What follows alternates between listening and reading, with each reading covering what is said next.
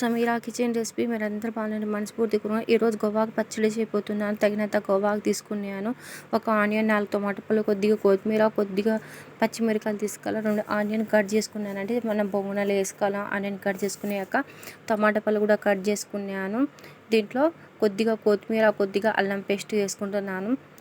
పసుపు చిటికెడు వేసుకోవాలండి. సాల్ట్ తగినంత వేసుకోవాలి మనం. ఇప్పుడు మనం ఎన్ని వేసుకున్నాక కొద్దిగా కొత్తిమీర పైనుంచి వేసుకుని మన గోవాకు అనేది శుభ్రంగా కడకాలండి. బాగా ఎక్కువ వాటర్ వేసి కడకాలండి. ఎక్కువ మన్ను ఉంటుంది దాంట్లో. ఇప్పుడు ఎక్కువ వాటర్ వేస్తే కింద మన్ను అంతా కూర్చున్నది, పైన గోవాకు అంతా తేలుతుంది. ఇప్పుడు తీసుకుని వేసుకుంటున్నాను నేను.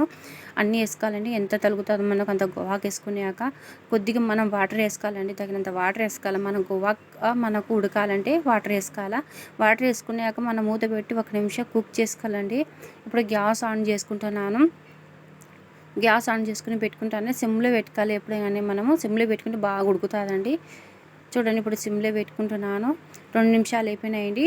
గోవాకు అనేది ఉడికిపోయింది. ఇక్కడ బాగా ఉడికిపోయిందండి. ఆనియన్ కూడా బాగా ఉడికిపోయింది. ఒకసారి నేను కలిపి చూసుకుంటాను.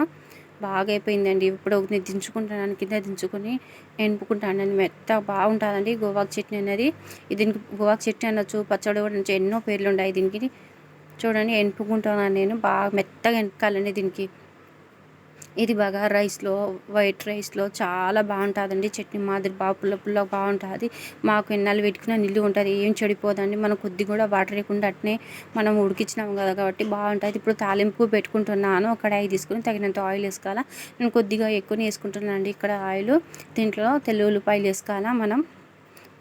తెల్లుల్లిపాయలు వేసుకున్నాక జీలకర్ర, ఆవాలు వేసుకుంటున్నాను. ఒట్టి మిరకాయలు వేసుకుంటున్నాను. కరివేపాకు కూడా వేసుకోవాలండి దీంట్లోనే. కరివేపాకు వేసుకున్నాక ఒకసారి ఇవన్నీ కలుపుకోవాలండి. ఫ్రై చేసుకోవాలండి. ఇప్పుడు దించుకొని నేను తాలింపు వేసుకుంటాను. చాలా బాగుంటుందండి గోవాకు పచ్చడి అనేది. కలర్ రైస్లో అయితే సూపర్గానే ఉంటుంది. మన ఊర్లో ఇది ఫేమస్. కర్నూలుకి వెళ్ళి మన బనిగానపల్లి చాలామంది చేసుకుంటారు. చాలా బాగుంటుందండి. ఒకసారి తప్పక ట్రై చేయండి. నచ్చినట్లయితే కామెంట్లో చెప్పండి. లైక్ చేయండి, షేర్ చేయండి, సబ్స్క్రైబ్